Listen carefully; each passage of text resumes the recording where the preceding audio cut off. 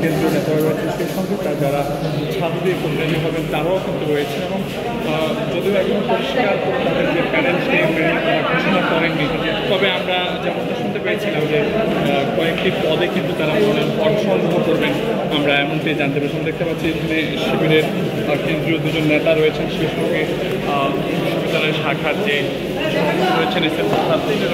ওয়ালটন এখন দেশের সীমানা পেরিয়ে পৌঁছে গিয়েছে 50টিরও বেশি দেশে। ওয়ালটন, ঘরে ঘরে বিশ্বজুড়ে। সেই সঙ্গে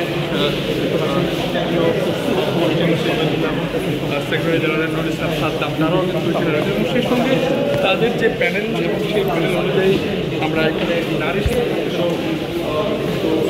লক্ষ্য করছি।